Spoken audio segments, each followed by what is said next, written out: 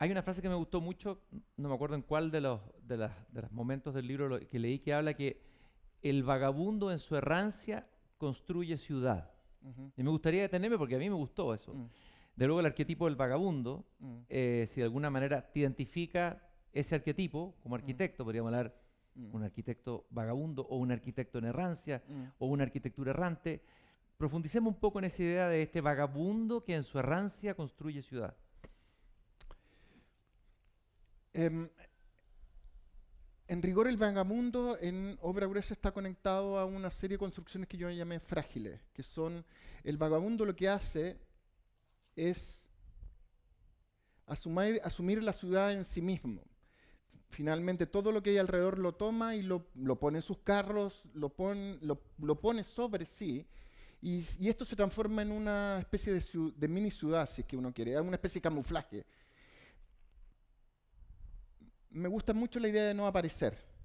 Esa idea del homeless, del vagabundo, esa Mm. idea de estar ausente y ser una negación, y que la negación significa como una especie de espejo en negativo, en negro de lo que es la sociedad, es como decir basta. Esa sensación,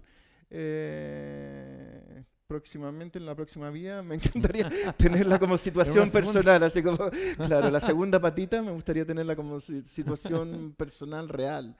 Y, y sí, hay dos aproximaciones más. Uno es el libro de Diamela Altit, que tiene que ver mucho con esto, que es el libro El Padre Mío, que son estas tres conversaciones que hace Diamela Altit del 83, 84, 85 a un vagabundo, el cual entrevista y después transcribe a la pata lo que el vagabundo dice.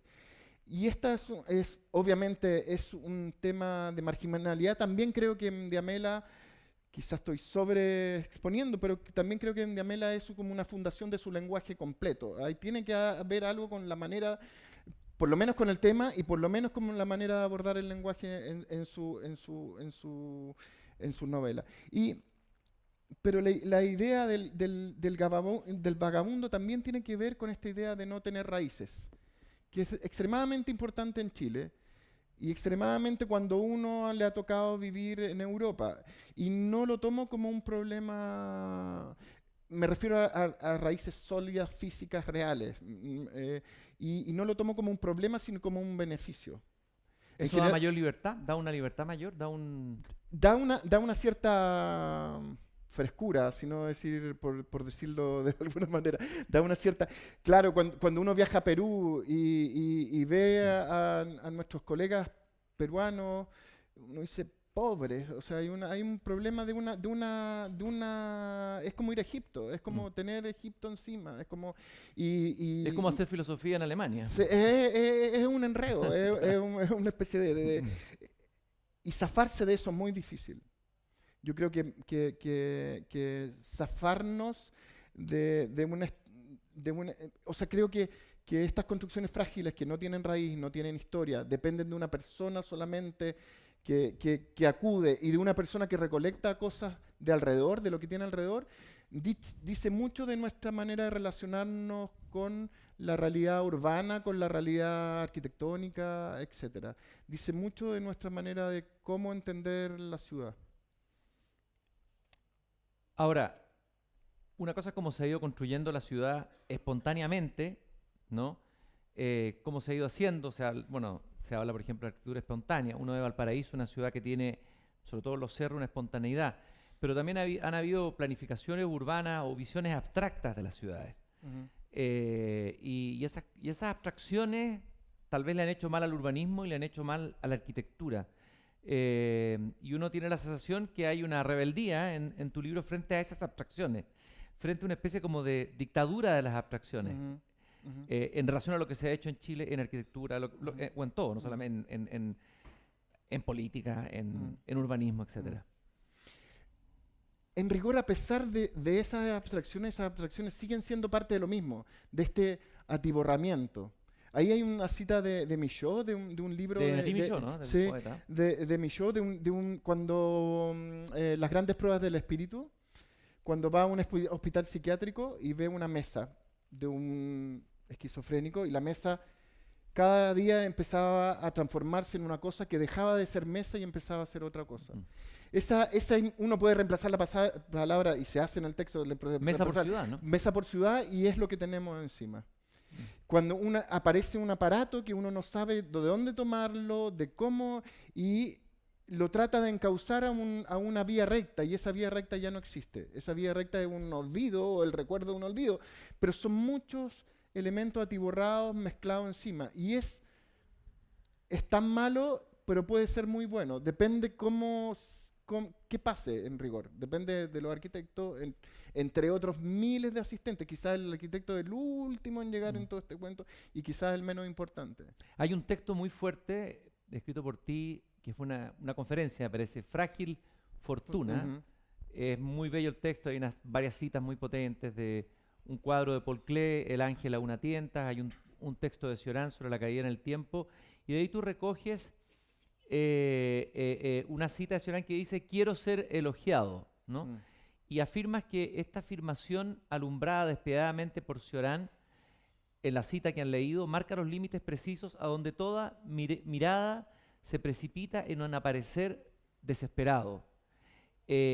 Al parecer debemos, como sea, intentar ser recordados en la retina de un mundo que mira con ojos demasiado abiertos, etcétera, etcétera, etcétera. Y el tema del olvido, me gustaría que lo tocaras un poquito. Nuevamente tienen que ver... Esa mirada es ese quiero ser elogiado nos toca a todos, en rigor. Dentro del... Cioran lo dice, dentro de los espíritus más altos, de los espíritus más bajos, el tema del quiero ser elogiado finalmente es un problema muy humano, por otro lado. Es como... es muy humano. Quizá el que salta a eso es el vagabundo, o estas construcciones frágiles. Quizá son el recuerdo de un olvido, de algo que se ha sido abandonado y algo que no pertenece. Y si es que uno lo rescata, incluso el hecho de rescatarlo y rescatarlo como figura, ya es una transgresión a lo que ellos son en sí mismos. Ya es una transgresión a tratar de ser un camuflaje dentro de la ciudad y tratar de sobrevivir dentro de una ciudad que no les pertenece, que los raspa, que es más dura de lo que ellos son. Entonces, en términos reales, el evitar quiero ser elogiado debería ser parte del problema. Debería ser parte del problema. Me gusta más hablar de las cosas más que de los personajes, a pesar de que para ser arquitecto tienes que ser un personaje. No son separables. Lamentablemente no son separables. De alguna manera, uno podría tender, o yo sentir en el libro no sé si una pulsión o inconsciente o consciente también a veces, a buscar una arquitectura que sea olvidada. Generalmente se piensa la arquitectura como aquello que tiene que ser dejado como un legado, el legado de un arquitecto, la arquitectura faraónica, la monumentalidad, incluso el patrimonio, ¿no? Y en cambio pareciera que en tu trabajo y en tu búsqueda hay más bien la búsqueda de una arquitectura que ojalá sea olvidada. El olvido. En términos reales, hay una cosa de Whitehead que habla, que analiza, me acordé por la pirámide, analiza en el concepto de naturaleza, que es un libro de filosofía, que uno lo puede leer como poesía, que es una cosa extremadamente, que mi hijo, que es matemático, se lo leyó desde la matemática, que ya ahí la cosa se empieza a complicar, pero él habla de la idea de los acontecimientos, que en realidad en el concepto, explicado por mí burdamente, en el concepto de naturaleza, la naturaleza es vista como un acontecimiento. Es equivalente a una pirámide bajo el sol durante siglos, es equivalente al choque o al atropello de una persona. Uno tiene una carga dramática que si se la sacamos, lo que varía entre una y otra son los tiempos de demora. En todo caso, y eso es lo que es, en cierta medida, más que un tema de olvido o un tema de que las distintas cosas tienen distintas demoras, tienen distintas maneras de permanecer en el tiempo y no tienen una pretensión... Mi pretensión real es jugar es analizar la arquitectura a través de la arquitectura. Es casi un problema gremial más que público. Entonces, casi un problema de discutir la arquitectura dentro de la arquitectura. Ese es como el tema principal y el tema que para los arquitectos es lo más complicado. Es porque es jugar en una cancha que es más o menos complicada. Otra afirmación que anoté aquí que me interesó mucho cuando hablas que la figura segura es la que muestra la mayor debilidad. No. Claro, porque es la menos. Es más fácil una nube que, a pesar de que no tiene una figura, es más fácil su manera de adaptarse que una cosa monolítica. La cosa monolítica en general la resiste, pero resiste a pesar de ella misma, resiste a pesar de todo lo que está pasando alrededor. Y es un tema, es un tema de resistencia, y de resistencia a los materiales, resistencia formales, etcétera. Eso específicamente se refiere a la resistencia, a la resistencia en el mundo real, auténtico. Así, como Smilan, también afirmas que el lenguaje que me interesa es donde se quiebra la posición adecuada de los materiales y se pierde la línea exquisita de la forma. Quiero que es ese quiebre de la posición adecuada de los materiales, y que tal vez pudiéramos ejemplificarlo en alguna de tus obras, y también de estos segundos, esta pérdida de la línea exquisita de la forma, la pérdida de un supuesto refinamiento, entre comillas, o de una supuesta belleza, entre comillas, ¿no? Lo segundo depende de los grados de resolución. En general, en los renders, en las fotografías que tú ves, toda la arquitectura mundial aparece aplanada porque por la fotografía misma la arquitectura aparece con los mismos grados de resolución. Cuando uno visita la arquitectura acá, afuera, donde sea, los grados de resolución de los objetos empiezan a ser muy distintos. Y nuestra arquitectura, que aparece totalmente nítida, igual que una arquitectura europea, empieza a ser completamente, a verse el grano en rigor, a verse la arista que no es perfecta, etcétera, etcétera. Y eso tiene que ver con grados de resolución técnica y hacer notar que no somos eso, para mí es importante. O sea, ser honesto en la manera de abordar el problema me parece importante. Un ejemplo de eso es la Serpentine Gallery. Cuando hubo el problema de enfrentarse a esto, el proyecto duraba 3 meses, la construcción otros 3 meses, y por primera vez me enfrentaba a la crítica pública en Inglaterra, en Londres, que no es menor, no es la crítica pública chilena para la arquitectura, con mucho miedo y bastante inconsciente de lo que tenía que hacer, por otro lado. Cuando llegamos al resultado final, llegamos porque es un encargo raro, donde hay una galería de arte que te pide hacer un pabellón y tu cliente es un curador de arte que decide hablar de arquitectura al mundo a través de tu arquitectura.